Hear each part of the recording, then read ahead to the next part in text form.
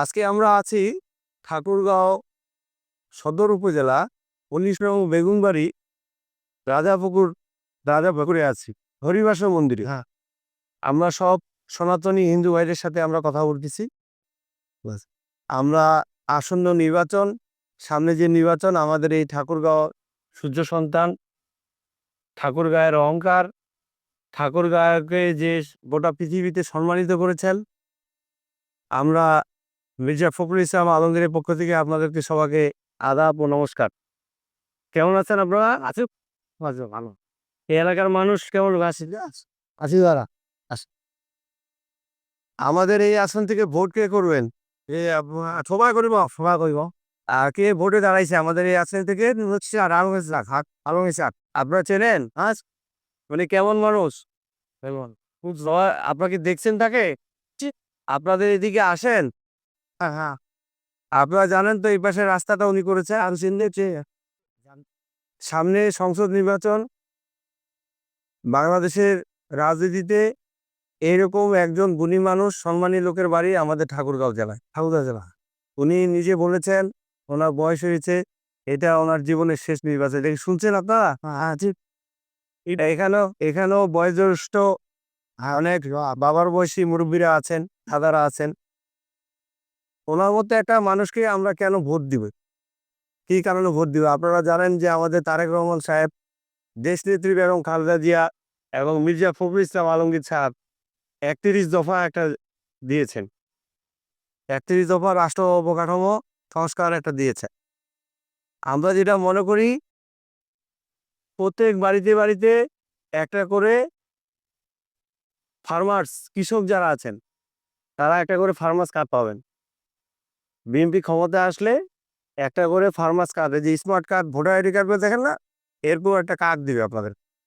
এই কার্ডটা দিয়ে আপনারা যারা কৃষক আছেন, কৃষক ভাইরা, আপনার কতটুকু এরিয়া নিয়ে আপনি জমিতে চাষ করবেন, এইখানে এই মাটিতে কি জিনিসটা চাষ করলে ভালো হবে, কি কতটুকু সার লাগবে, এই মালটা আবার কোথায় বিক্রি হবে, কাঁচামাল কোথায় গেলে 2টি পয়সা পাওয়া যাবে, 2 টাকা আপনাদের বেশি লাভবান হবেন, এই দায়িত্ব নিবে সরকার। সার দিবে আপনাকে ন্যায্য মূল্যে, কিছুটা ভর্তুকি দিবে, তারপরে আপনাকে বীজ দিবে। আবার আপনার এই যে পণ্যটা আপনি তৈরি করবেন, যেই কাঁচামালটা আপনি তৈরি করবেন, এটা বিক্রি করার একটা জায়গা করে দিবে। ঘরে ঘরে প্রত্যেক বাসায় যেই মা বোনেরা থাকেন, যেই বয়োজ্যেষ্ঠ যে মা আমাদের বাসায় থাকে বা কাকিমা যারা আছে, তাদেরকে একটা করে ফ্যামিলি কার্ড দিবে, একটা স্মার্ট ফ্যামিলি কার্ড দিবে।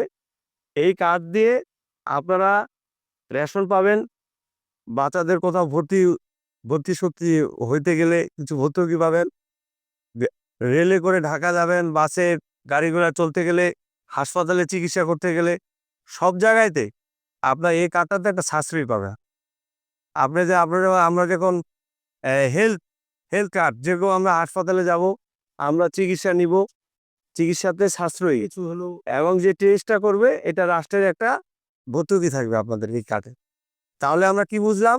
আমাদের বাসায় যে বয়োজ্যেষ্ঠ যে মা, তার জন্য তাকেই বরাদ্দ দিবে ফ্যামিলি কার্ডটা। অনেক সময় বাড়ির পরিবার, ছেলেরা বড় হয়ে গেলে অনেক সময় মা বাবাকে দেখে না, এই কথাটা চিন্তা করে দেশনায়ক তারেক রহমান এই চিন্তাটা আপনাদের জন্য করেছেন। তাই সামনের নির্বাচনে ভোট দিলে হবে না। এই দেশ কোনো সরকারেই সোনার দেশ করতে পারবে না যদি আমরা সোনা মানুষ না হই। আমরা যদি ভালো কাজ না করি, তাহলে আমরা কি কাজটা করব? আমরা ভোট দেওয়ার ক্ষেত্রে যেন ভুল না করি।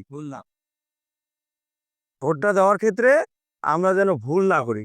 আমরা একটা যোগ্য মানুষকে আমরা ভোটটা দিয়ে আমরা সংসদে পাঠাবো, উনি উন্নয়নের অনেক কাজ করবেন। তো আমাদের এই ঠাকুরগাঁয়ে আসন্ন নির্বাচনে যোগ্য মানুষকে, তাকে আপনারা চেনেন? তার মার্কা কি? তাহলে আমরা সকল সনাতনী হিন্দু ভাইরা বেগুনবাড়ির বেঁধেছি জোট, ধানের শীষে দিব ভোট। ধন্যবাদ সবাইকে, সবাই ভালো থাকবেন। নমস্কার।